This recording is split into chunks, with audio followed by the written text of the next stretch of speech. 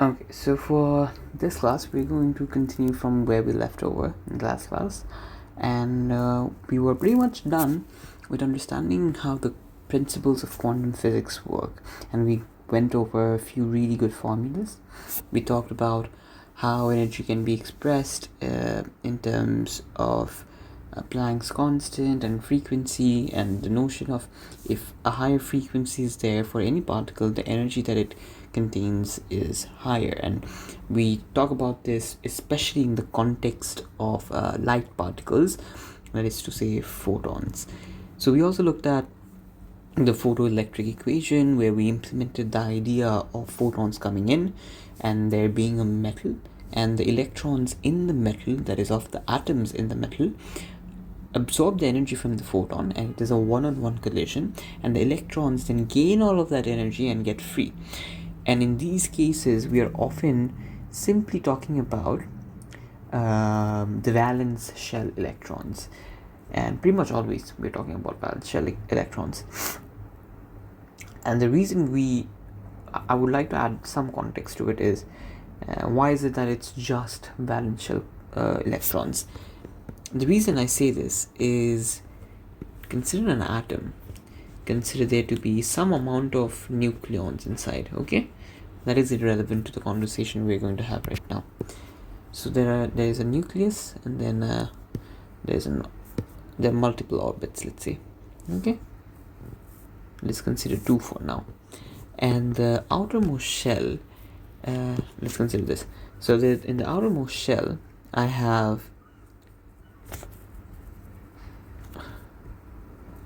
whatever the number of electrons may be in the outermost shell. Let's say this is the case scenario. Actually, it would be arranged somewhat like this. So let's say this is the case scenario, and this is the atom I'm dealing with in a metal plate, let's say, and photons are coming in. I'll depict that with a different color. Photons are coming in, hitting the electrons. Fair? Good.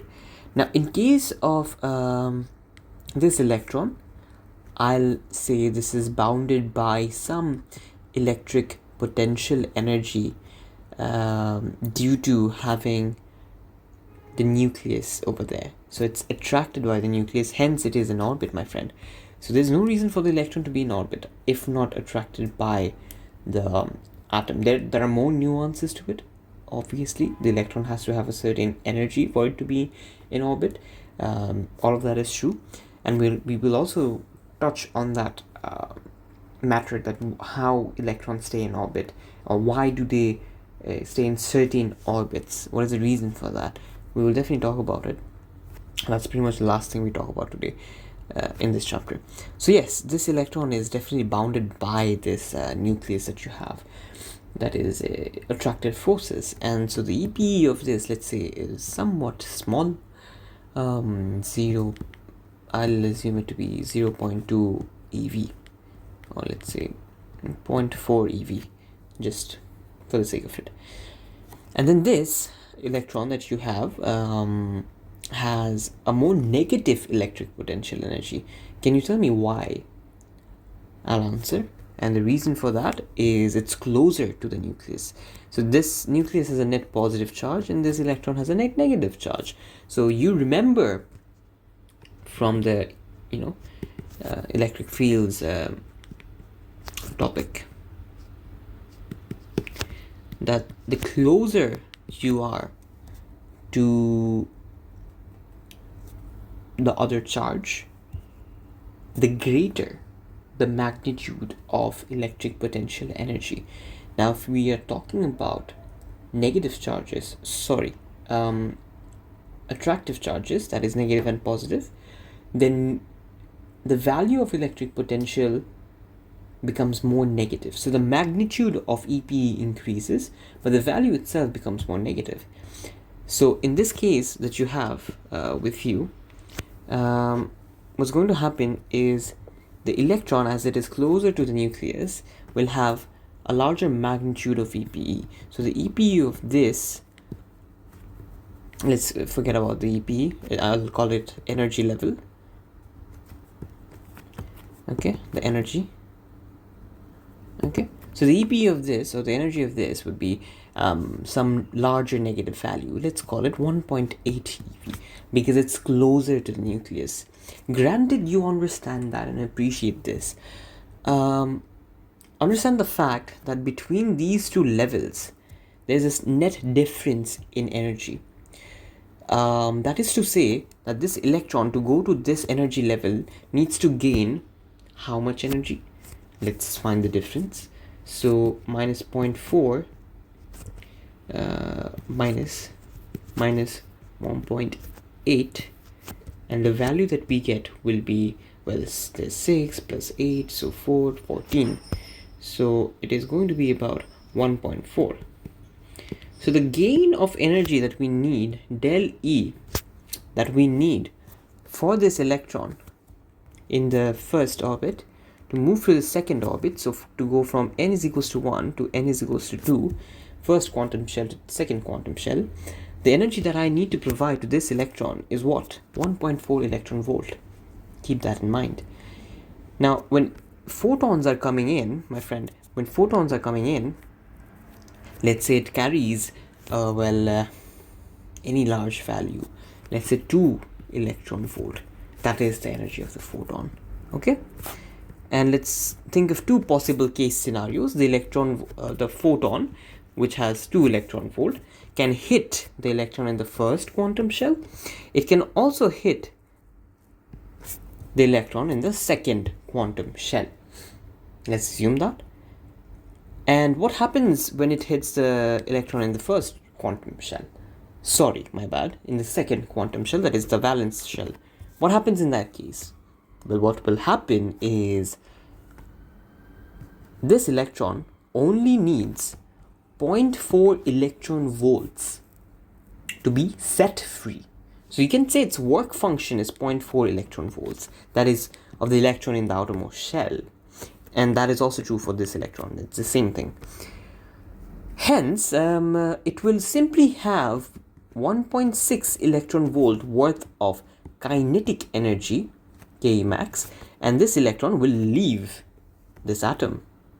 So what happened? Let me repeat. When the 2 electron volt photon, this beautiful piece of photon, when it hits the electron in the second quantum shell, it provides more than enough energy for the electron, for one thing, to be set free and have 1.6 electron volt worth of kinetic energy. So it just moves away and leaves the atom. Good. Great. Now comes the interesting bit. What happens when this 2 electron volt worth of energy hits the electron in the first quantum shell? So n is equals to 1. You know what happens? But for one thing, you may assume, well, actually this example is pretty bad, because in this case, if 2 electron volt does hit, it will simply leave the atom. That is because it is bounded by, the electron in the first quantum shell is bounded by only 1.8 electron volts. That is negative 1.8 electron volts. That is its electric potential energy.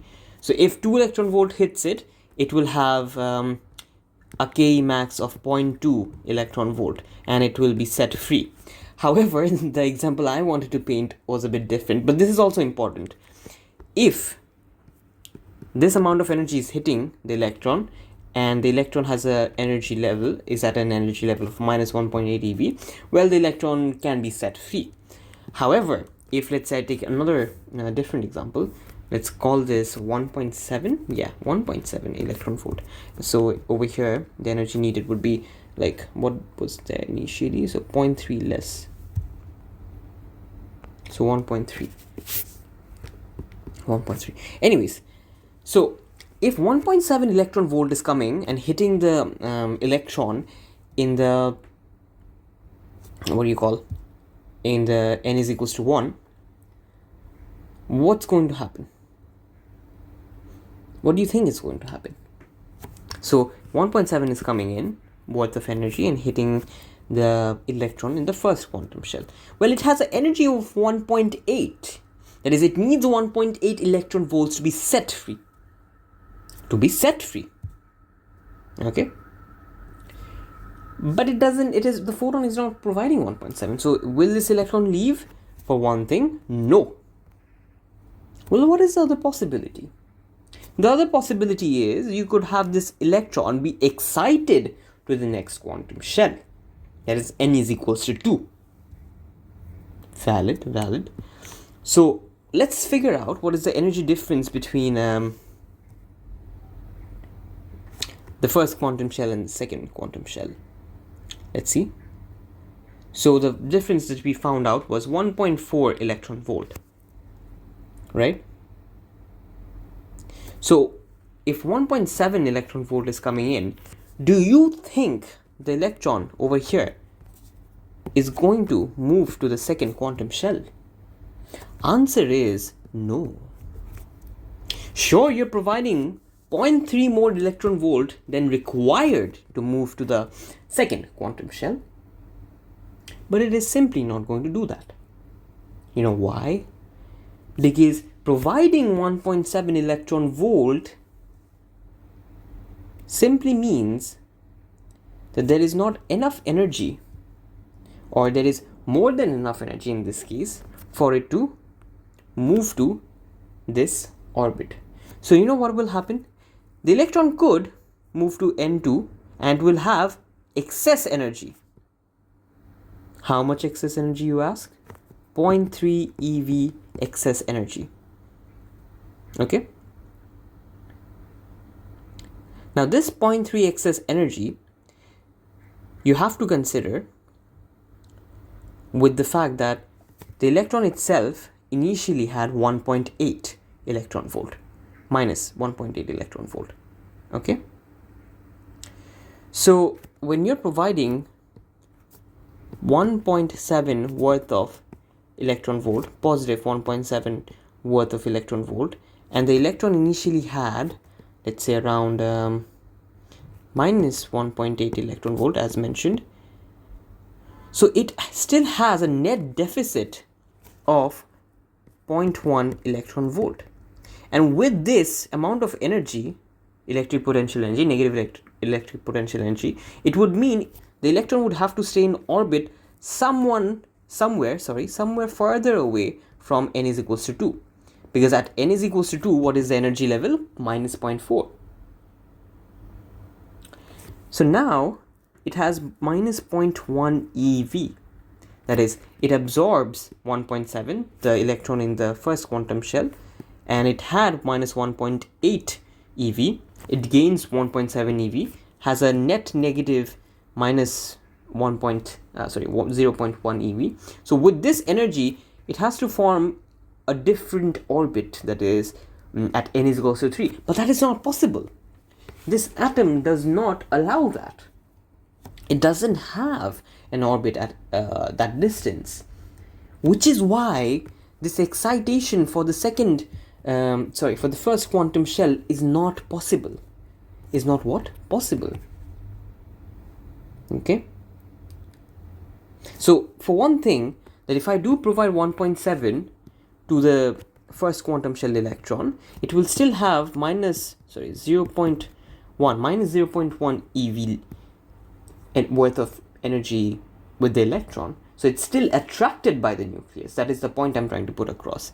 So it's not free. So it cannot, for one thing, leave the atom. And the other thing is, it cannot also occupy n is equals to 2. Because the energy that you're providing is 1.7 eV, which is 0.3 eV more than required. Okay, so if you provided exactly 1.4 eV, then sure, the electron moves to the second quantum shell. But you're providing 0.3 more. So what will happen? It will move beyond n is equals to 2 and try to stay there, but it can't. It is unstable. So the electron itself over here just does not accept that energy. Does not accept that energy because it has nowhere to go. 1.7 is not enough to be set free from the entire atom, and 1.7 is more than enough to be stable at n is equals to 2 because it's providing 0.3 eV more. So do you get the point I'm making over here? In case of the n is equals to 1 electron, it just is not the right amount of energy. Okay, so either two things could happen. You provide, for n is equals to 1, provide exactly the del E energy, or you provide more than energy level. So you can provide the del E exactly, that is 1.4 exactly, and then it jumps, or you provide more than or equal to minus 1.8 electron volt worth of energy. That is the energy at this energy level. Then, yeah, sure, then the electron will be set free. And in this case, providing del E, the electron will occupy the second quantum shell. Let's say there was another orbit in an imaginary case, which is n is equals to 3, for which the energy level, let's say, is minus 0.1 eV. So yeah, then there is another del E. There is del E1, there is del E2. And this del E2, let's say, is going to be like 1.7 eV. So if there is an N3 with an energy level worth minus 0.1, then if this electron volt was coming in, 1.7 electron volt was coming in, then it could excite my n is equals to 1 electron to n is equals to 3. So it goes from n is equals to 1 to n is equals to 3. This is possible. 100% this is possible. So either you provide the exact energy as the del E, where del E represents the energy change between your occupied energy level to any other energy level. So del E represents the energy change or difference in energy between the occupied energy level, that is in this case n is equals to 1, to any other energy level. Any other energy level. If the energy level exists, it can occupy that. So it has to be exact to the del E or more than the energy level itself. So you have to provide more than enough energy compared to the energy level itself to set it free. Two things can happen. These two things can happen. And this is a point I wanted to put across. Why? Because the reason for this is, well, you can't just, to explain it simply, you can't throw away, how to explain it? What's the word? You cannot emit electrons from the inner orbits, granted you don't meet the exact del E, or you don't provide more than enough energy compared to the energy level. So emitting electrons for the inner orbits is more nuanced, is a bit more tricky. Okay? Whereas if you are talking about the outer or the valence shell electrons, it's very simple. You provide more energy than the energy level. That's the only thing that can happen. It cannot occupy further energy level anyways, because that is the valence shell. That is the outermost shell. There is no other shell beyond that. So it's simple. And it is also true that for the valence shell electron, the case is, for the valence shell electron, the energy required tends to be less. Consider this. The energy at N2 is 0.4. So energy required is less. So if I just provide 0.4 worth of energy, then it's a simple case scenario. It emits, it exits. So yeah, that's something I just wanted to cover. Yeah. And what else? Electron microscope. So continuing with the idea of de Broglie's wavelength, where we talked about that any particle in the universe has a wavelength, it is simply that due to us and things around us being extremely large, and when it has momentum, the momentum tends to be large, we don't see the wavelength. We tend not to see the wavelength, right? So due to us being pretty large creatures and things around us being large in proportion to that, we tend not to observe de Broglie's wavelength. But apparently, it is true that everything has a wavelength. Okay? So that's great. Now, based on this idea, we also say the electron has a wavelength, and we observe this due to the phenomenon of diffraction. We had this setup, we talked about electron diffraction over here, and this is a very important chapter, comes in your syllabus, comes quite often. I've seen a few questions, and this is something that the question is about, how the diffraction pattern changes based on the wavelength, based on the voltage. So yes, that's something you should consider looking into. Now today's thing that I want to talk about is the principle of electron microscopes. It's a very small part, and the thing is, electrons can be used. You may have heard about this, by the way, that electron microscopes are used to measure the size of certain things. Okay, so yes, electron microscopes are indeed used to do that. How? So what we do is we use electrons. We use accelerated electrons, and it passes through certain slit. In the previous example, yesterday's case, when we were explaining the diffraction of electrons, the slit was basically a graphite. Okay, so in general case, what we do is the electrons are shot, and it is used to measure the size of certain unknown materials, that is atomic size and everything, and it is also used to see the shape of the surface of it. How is it shaped? How is the material shaped in terms of how the surface looks, how the texture looks, stuff like that. So there are a lot of nitty-gritty things you can look into when you're working with electron microscope. Now, how does this work? The principle of this, let's see. Well, electron has a very small wavelength, and in case of random materials, elements and stuff like that, metals, the atoms itself, the separation between the atoms act as the slit.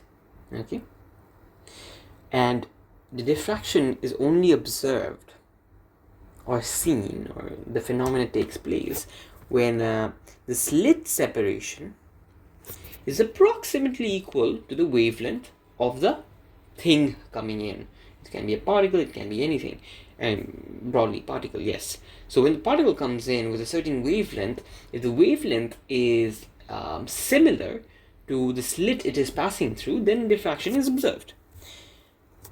Now the gap that we're talking about is again the gap or separation between the atoms, between the sample that we have in front of us, the sample that we're analyzing. So in this case, it just happens to be that the lambda, the wavelength of the electron, is pretty much similar. So, and over here we can also do a lot of variation, and the beauty of this entire thing is, or the entire electron gun, is we can accelerate electrons at different rates to have different wavelength for the electron. So it is the liberty of how much wavelength the electron has is up to us, right? It depends on us how much of a wavelength we want for the electron. And if we don't see any diffraction, any noticeable diffraction, then we simply change the acceleration. And we showed you before how it is done. That is how the voltage between the electron gun space affects the wavelength. So it's a very simple logic.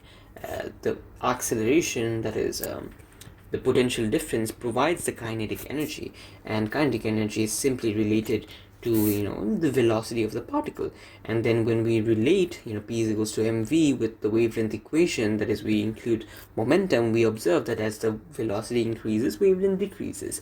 And through these relationships we say that yes, you vary the acceleration, you vary the voltage, you have a varied wavelength for the electron. This is how the entire thing works. So what did we establish till now? That electrons can be accelerated at different rates, and that in return results in different wavelengths for the electron. And if different wavelengths exist, that means we can match the wavelength of the spacing of atoms itself. So whatever space you have between the atoms, we can match that by varying the wavelength of the electron. Okay?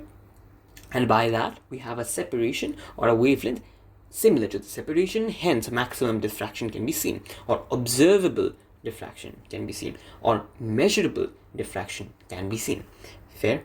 So when the electron is shot through the atomic structure, the diffraction pattern allows to determine the structure of the specimen that we are analyzing, right? So what's happening? What's happening in essence? We have the electrons coming in with a certain wavelength, with a certain lambda. It goes, and goes through atoms, right? Goes through atoms, and as it passes through, right? As it passes through, diffraction takes place, right? And based on this diffraction pattern that we see, right? What are the diffraction patterns like? You want to see? Like this. So based on this diffraction pattern, we get a lot of information. Based on this fringe pattern, we get an information of how separated the atoms are. The spacing between the atoms, right? So we use, we get to understand using, I'll show you the equation really. Where's sine theta equation? Let me see. Right. So we take help of multiple equations to understand the space between the graphite atoms. So this D, did you see? This helps us determine the spacing between the atoms. And based on this, and based on multiple other things, you don't need to get into the pure details of how an electron microscope really works. But you get an idea of how we get to analyze the specimen in front of us. We get the spacing of it. We get to see how we also do observe scattering as well.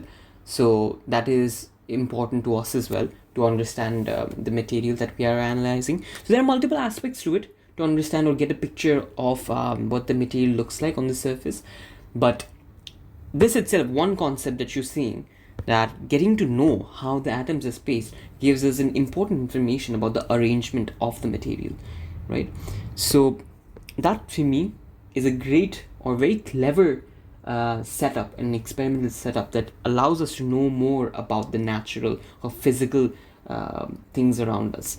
So yeah, it's pretty interesting and it may come up. I don't think I have seen much about it, but do understand the principle of it and how we analyze material based on electron microscopes. It's very simple. We use electrons, we vary the potential difference until it matches the slit difference, and we observe until we see significant diffraction pattern, and based on the diffraction pattern we make analysis of the structure of the analyzed sample. Great. Now the last thing that we want to be talking about is the energy level itself, and I just towards the beginning of today's class gave you a glimpse of what it really is, right? So I told you that electrons can really occupy certain energy levels, that if it is at n is equals to 1, then if the atom has an energy level at n is equals to 2, then it is only that energy level that it can occupy. And if there's an energy level, by the way, this is n1, this is n2, and this is n3. So if there is another energy level, then yeah, sure, the electron can go from n1 to n3. But what is this interesting pattern that you see over here in front of me? In front of you. So this, to an extent, is showing or depicting a very interesting way of explaining why there are only quantized energy levels, or there are a set number of energy levels. There can't be more, and even if there are more, it is at a certain distance away from the center or the nucleus. You cannot have energy level anywhere. No, you can't. That is the principle. And why is that? Because this diagram is depicting it in terms of standing waves. Have you learned about standing waves in AS? You must have. And what you see is the standing waves can only exist at certain distances for the medium in which it is taking place. So if you have, this example where you have sound waves, right? And the length of this entire tube needs to be a certain amount for different standing waves to take place. So either it is 3/4 of L, or then it could also be, well, half L. What is this? No, it's not half L, it's 1/4 L. So these are the only possible, not only, there could be infinitely more. You could have, something like this. Okay, so this L would be 1, 2, 3, 4, 5. So 5/4 of an L. Okay, so the length has changed. So what I'm trying to explain over here, there are certain distances of the tube itself where the standing waves can take place. Similarly, in case of your atoms, the orbitals, it can only happen at certain radii away from the center. What do I mean by that? That the electrons, are practically waves, and they have to exist at certain distances away from the nucleus because they cannot create standing waves at any given circumference. It needs either enough space or less than the given space to create the standing wave. So, for example, the standing wave in case of the tube example I was showing with noise, where the amplitude created at the mouth with one closed and one open mouth, these standing waves with this setup can only take place at either 1/4 L, 3/4 L, or let's say 5/4 L, and so on and so forth. So it needs either more space, that is more space for the standing wave to occur, or it needs less space for the standing wave to take place. Let's say you provide half L. This is neither enough nor, well, how to phrase this? It's not enough for the next standing wave to happen, and it is also more than enough for the previous standing wave to take place. So it can't be in between, because let's say if this was the possible position you're talking about for the orbit to exist, over here it's not possible, because you could say it has more than enough space for the standing wave for the electron to take place, or it has less than enough space for the standing wave for the electron to take place. You could phrase it either way, and it's not wrong. So this picture is painting you, in essence, the standing waves. Okay, and this is something that you do see very elaborately. We're talking about quantum physics. So this is one of the standing wave. This is the other possible standing wave in the same space. Okay, right? So similarly with n is equals to 2, this is one possible standing wave, right? This is the other possible standing wave. Okay, now n is equals to 1, this is the only possible orientation.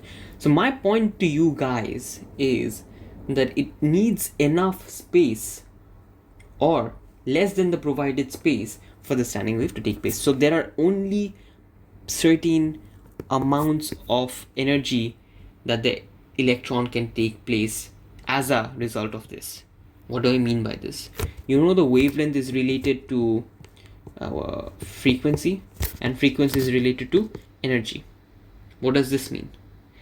That the electrons living in this space has less electric potential energy, or a more negative electric potential energy, and electron over here has a higher electric potential energy, that is a less negative electric potential energy, and electrons over here has even less electric potential energy, that is a more positive electric potential energy, or a less negative electric potential energy. So what does this mean? That for electrons to be in any of these places, they can have only certain amounts of energy, hence only a certain amount of frequency, hence only a certain amount of wavelength. That is why energy levels exist. Okay, and that is why electrons in these certain orbits will only have a certain frequency and only a certain wavelength. Okay, so point I'm trying to make over here, that electrons can only have a certain amount of energy at each orbit, and the reason the orbits exist is because that is the only possible space where the electron can exist as a stable particle. Okay, so electron can exist here as stable, here as stable, here as stable, and I explained the entire reasoning for that towards the beginning. Okay, you can read through this if you wish. I just explained what I have over here. But yeah, things get more complicated. Even this is not the right representation, it turns out to be, which is kind of brain wrecking. I'm teaching this to you, but this is a very valid simplification for what you're learning right now. Okay, you will probably hear about electron clouds and stuff like that, which shares the possible places where electron can exist in a space, in an orbit. So this line thing it's not the right picture, let's say. But anyways, you get the point that electrons can have certain energy levels. That is the point I want to put across for you guys, which hopefully I've done. Okay, is this established? Hopefully. Now, I told you towards the beginning of the class, electrons can jump to higher quantum shells. But for this, they need to gain energy. And where do they gain the energy from? Photons. Valid? So, now, let's say I have a ground state. Ground state is what? The most inner orbit, the most centric orbit. And it is called low energy. Why? The value is higher than above. Brother, don't look at the value. Look at the sign as well. So it's the most negative. Okay, it's low energy in that sense. Okay, it's the most negative. That's why it's called lower energy. Now look, the spacing is sort of a representation of what the variation in energy is from one energy level to another. Okay, because on the y-axis often the energy level is represented, and on the x-axis it's simply, well, nothing. It's just where we draw the lines. I mean, with respect to where we draw the lines. So this is n1, this is n2, this is n3, n4, and n infinity. And what does n infinity mean? N infinity doesn't mean it is and technically it means that the electron is infinitely away from the atom, but in essence what n infinity means is the electron has zero energy and is no longer related to the atom. So the electron is no longer bounded by the atom. Okay, so it is set free. That is an infinity. It is no longer affiliated with the atom. Good. So these are the energy levels. In essence, if I draw a picture, this is n, let's say 1, this is the nucleus, n2, n3, sorry, it should be smaller, n4. Okay, you get the picture? You get the picture? It goes from here to here. It is to n1, then goes here to here. This is n2, goes here to here, n3, goes here to here, n4. Make sense to you all? So electrons, oh, why is it going from here to here? Oh, this is the nucleus. My bad. Let's say this is the small nucleus. Then n is equals to 1, n is equals to 2, and n is equals to 3, and n is equals to 4. So from n1 to n2, a certain energy change. From n1 to n3, a certain energy change.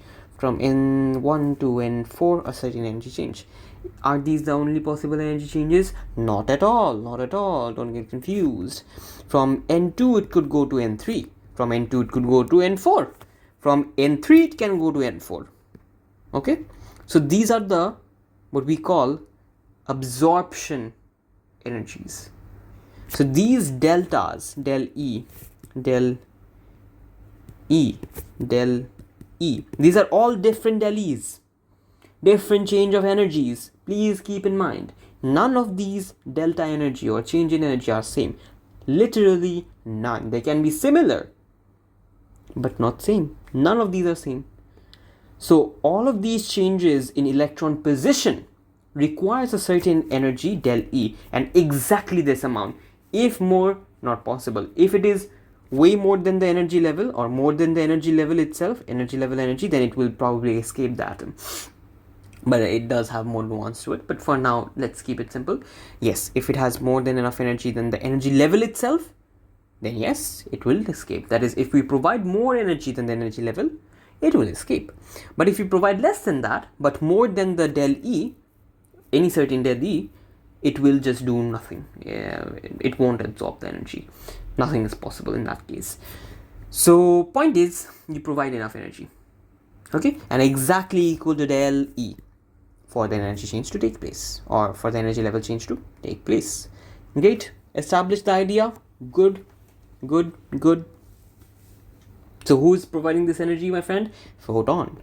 So if the electron wants to jump from n1 to n2, then energy change is going to be, find the difference, my man. Find the difference from, what did I say, n1 to n2. So what are you going to subtract? The final position is 3.4 minus the initial position energy, that is minus 13.6, and the difference is going to be somewhat along the lines of 10.2, I believe. Yes, 10.2. So yeah, this is the energy you need to provide for the electron to go to from n1 to n2. This is the only possible thing that can take place. Great, valid, makes sense. Let's move on. So granted you've provided exactly it, energy change has taken place. If less, doesn't move. If more, also doesn't move. That is, if just slightly more, it won't move. If it's enough to leave the atom, then yeah, sure. And if it's enough for the next energy change, then it will move to the next energy level. That is, you provided, let's say, along the lines of 12.1 eV, then yes, it will move from n1 to n3. That is also possible. Multiple things are possible, but it needs to be exact to the any del E. So by the way, we know that 10.2 eV is required for the energy change from n1 to n2. And how do we know what frequency of light we need? What wavelength of light we need? How do we figure that out? Then these are very common questions in your paper. The way we figure out is we take help of this great equation, E is equals to HF. And we need this, good old friend. So you want to find out the frequency, which I have highlighted. You make F the subject, that is E by H. Planck's constant, 6.626 into 10 to the power minus 34.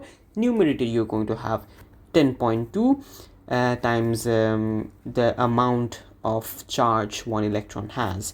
This 10.2 represents the volt, and E represents the charge on an electron. So 1.6 into 10 to the power minus 19. And when you solve all of these, you get the value of frequency, and that is 2.463 into 10 to the power 15. Great. So I don't know what, this is not in the visible range, by the way.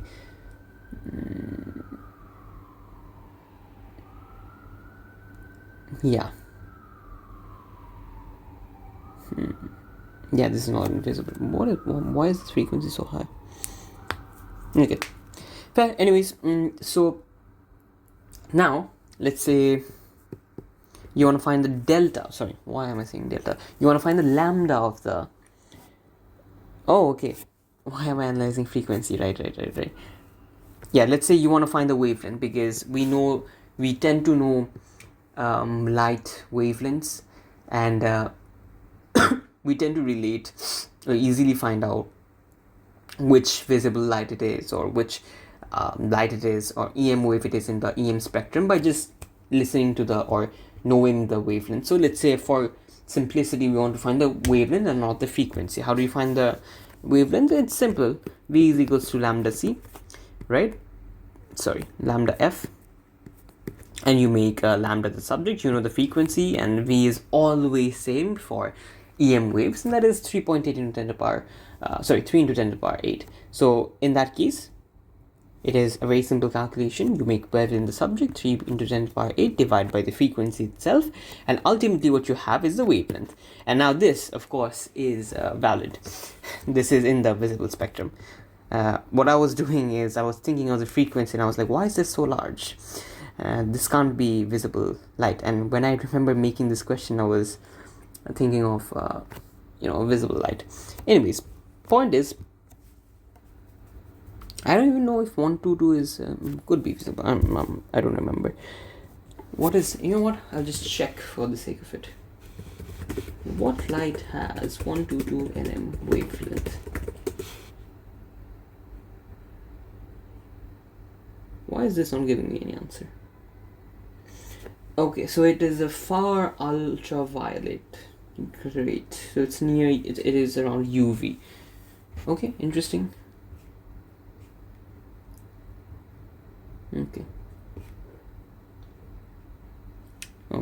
So it's higher energy, of course, than your typical blue and violet. So it is even higher energy than that. So yes, it's a bit beyond the visible spectra. By the way, if you guys don't know, less wavelength means higher energy, of course, because it is an inverse proportion to frequency. So yeah, anyways, coming back, so you have the wavelength, and they may, by the way, ask you to convert from whatever value you have, that is in SI unit, to nanometers. Usually you will find your answers in meters, and you have to convert that to nanometers. So right now, what do you have? You have answer in meters. Okay, so can I convert this to nanometers? Yes, you can. How much is 1 meter? 10 to the power 9. Okay, 10 to the power 9 nanometer. So if you have 1.22 into 10 to the power minus 7 meters, then how much nanometer do you have? Well, let's multiply 1.22 into 10 to the power minus 7 on either side. So 1.22 into 10 to the power minus 7 is equals to 10 to the power 9 times 1.22 into 10 to the power minus 7.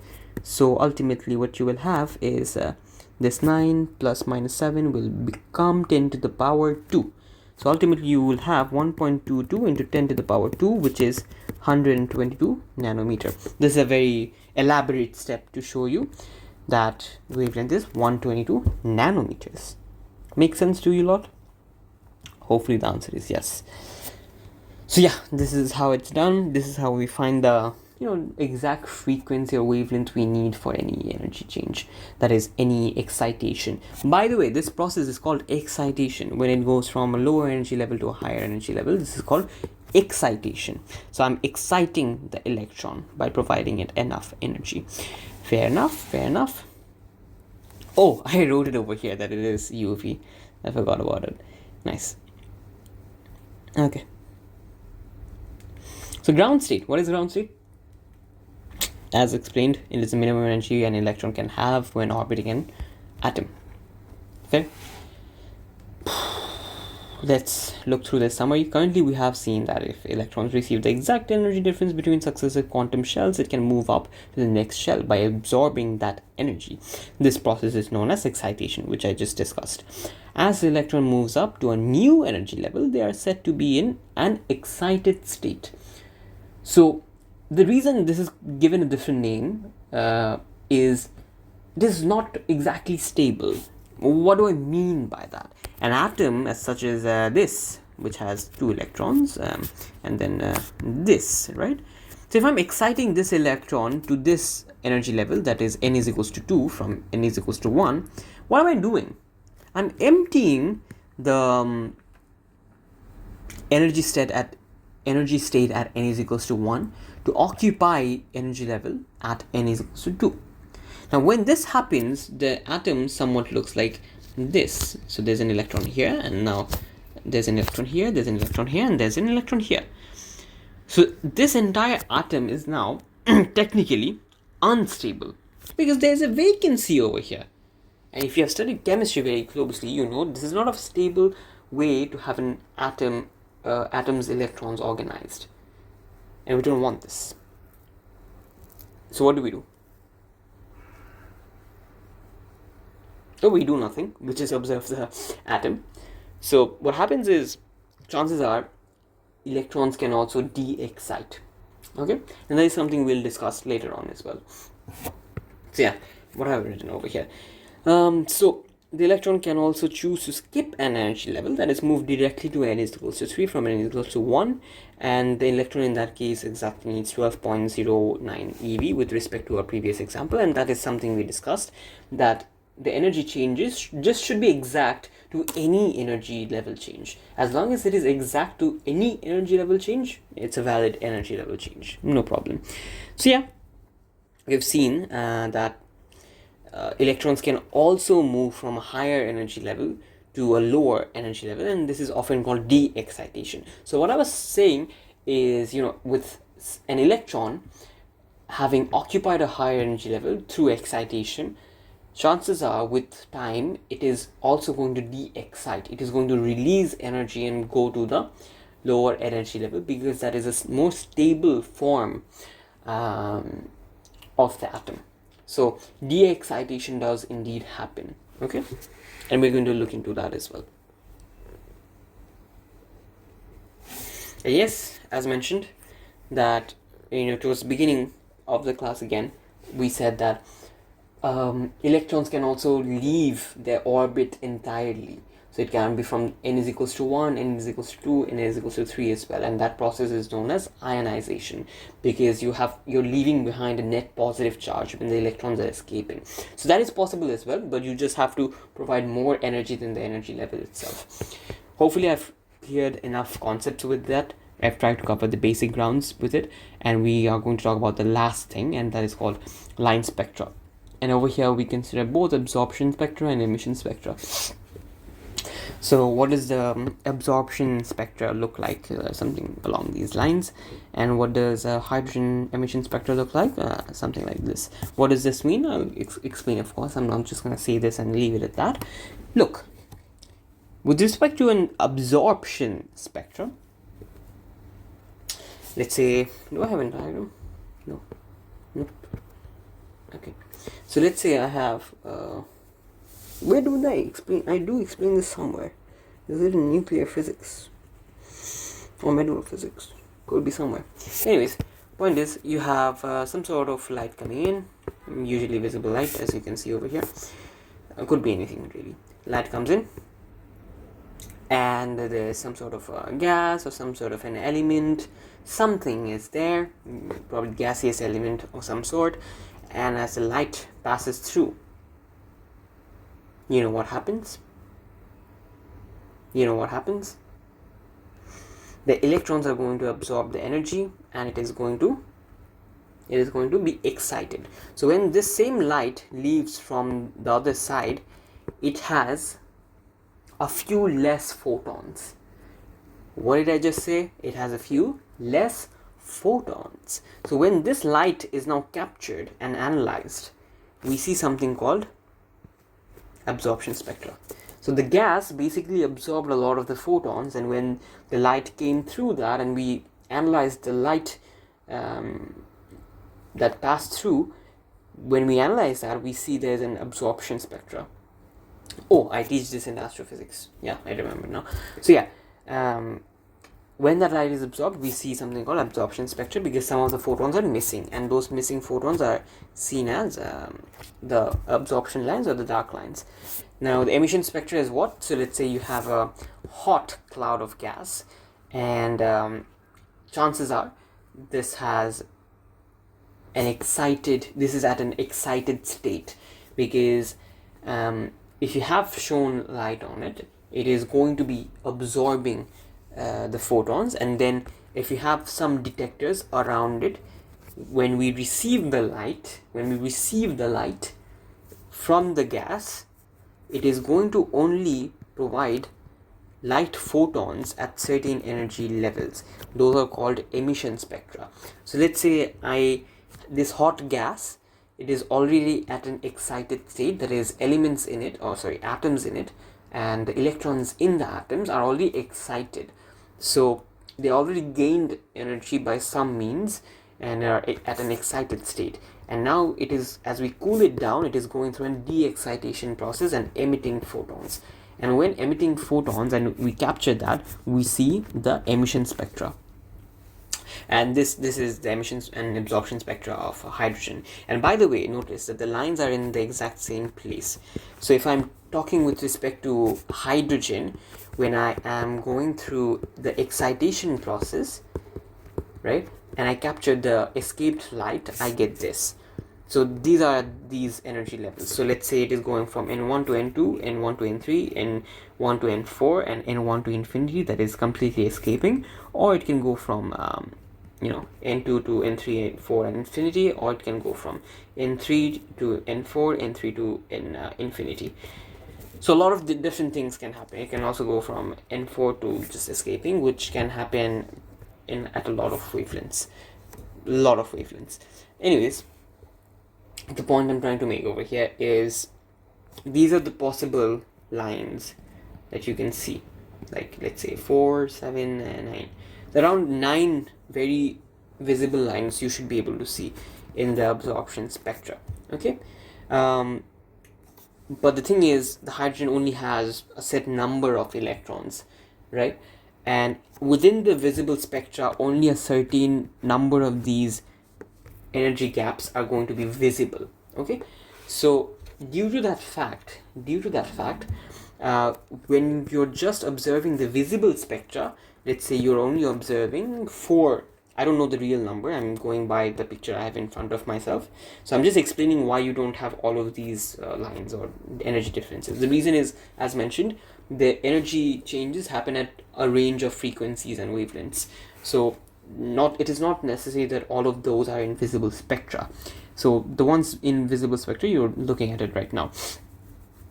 So yeah, based on that, I'll also further say that the same gas that was excited, if you just leave it and let it cool down, and you have other detectors around it, throughout the cooling process, the electrons will leave the excited state. So it goes from N2 to N1, N3 to N1, N4 to N1, and this electrons, the ionized, if this is ionized, this means that it is at an ionized state. That means electrons have left. So if it gets to a neutral state, that is, it accepts electron from the gaseous cloud, that is, hydrogen elements are accepting the vacant places with electrons, then yeah, it can go from N infinity to N1 as well. So all of those things can happen. So again, N3 to N2, N4 to N2, N infinity to N2. So a lot of different things can happen. The same things that happen in absorption, the reverse things can happen in case of an emission. So ultimately, the case is that it's it is emitting the same photons that it absorbed. And in essence, it is simply releasing the same energy that it absorbed. And that energy is being released as light. So wherever you saw the absorption spectra, the same places you see the emission spectra, because it is quantized and there is only a certain amount of energy that can be absorbed and only a certain amount of energy that can be released. Okay, so whatever the del E is, that is the energy absorbed, that is also the energy released. It is not a distribution. Don't think there's a distribution between the energy released. It is quantized. Only certain energy amounts can be released or absorbed. And this is where things get interesting. We use emission or absorption spectra to analyze what element we have at hand. And this gives us very important information about space itself, the universe itself. We use emission absorption spectra to understand, usually we're looking at absorption spectra, but yeah, we use this absorption spectra to understand what light is coming through to us. So what is the atmospheric condition near, let's say an exoplanet, near a universe? What are the things over there? And so since each element or each gaseous element, let's say, has a different composition, different atomic structure, the del E values for them are different. For let's say the same energy levels, their del E values are different. They occupy different spaces for first quantum shell, second quantum shell, third quantum shell. And their energy levels itself, the attraction between the nucleus and electrons are different. So the del E for different elements between different shells are different, completely different. So hydrogen produces a different absorption spectra as compared to helium, as compared to, let's say, carbon, as compared to, let's say, nitrogen. So we, looking at absorption spectra, can understand what kind of gas the light went through or came through to us when we're accepting the light or detecting the light, right? So each element essentially has a different energy of electron at each quantum level. This leads to different values of energy differences between the quantum shell. So if hydrogen has minus 13.6 electron volt and minus 3.4 electron volt at first and second quantum shell, helium will have a very different value, leading to different energy change that we call delta E. And we know that when electron absorbs or releases that same delta E, they move up the energy level or release a photon during an emission. So a specific frequency of wavelength or light is either absorbed or emitted, which is why the emission spectra or absorption spectra for a different element will look completely different. So if we're looking at the emission spectra very specifically, what happens is when we're releasing the electron from an excited state, the same delta E energy is being emitted. Okay, fair. Okay, so here it is a very interesting comparison where you see the emission spectra of helium, emission spectra of hydrogen. Now this is probably, for the hydrogen, it is probably between the visible light spectrum, and for helium probably it's a bit broader. I'm not really sure. Okay, it's probably still between the visible light. So this is red and this is violet. Yeah, this is violet, this is red. Yeah, this is, both are between the visible spectra. So nonetheless, what you see over here, what you observe over here, is there are multiple spectra lines, right? Multiple emission lines, and it may be that you see some similar lines, around the similar region, but it is never possible that it will be exactly same, right? The wavelength itself never going to be exactly same. The set off or the arrangement of the wavelengths are never going to be same either. So it is always a different combination and a different number or the different amount of wavelength that you will see in the emission spectra. So it's very interesting, it's very fascinating that based on these lines, based on these simple things, we get to figure out what kind of element we are working with. So yeah. What else? Okay. Absorption spectra, as explained, it goes through the gas, certain photons absorbed, and light leaves through, having certain photons missing, and when we analyze that light with missing photons, we get the absorption spectra. Okay, and these are two videos that you can look into: electron waves, what it means for an electron to have a wave, and do electrons travel like wave. You can search it up and you will find two really interesting videos. I liked it when I first was learning it. Answered a lot of questions for me. So yeah, if you have any conceptual misunderstanding, feel free to come and ask me any question. Google Classroom is there. And yeah, do watch this video to clarify your basic concepts. But yeah.